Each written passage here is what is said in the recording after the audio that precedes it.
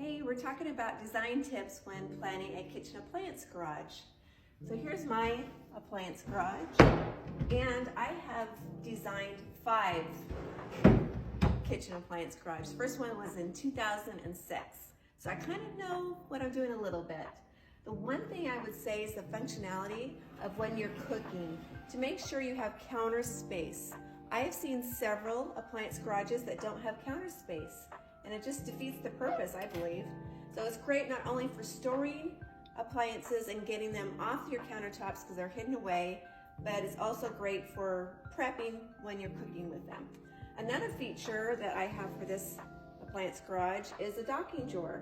If you can see this, you can see when the cabinet is closed, that turns off and the power is off. You can see it back there too. Can you see the light? So that's great. Some building codes it's against regulations to have an electrical outlet inside a cabinet. So this helps with that. So this is a really great feature. I also am the type that when I leave on vacation, I unplug my toaster, so we don't have to worry about that with this.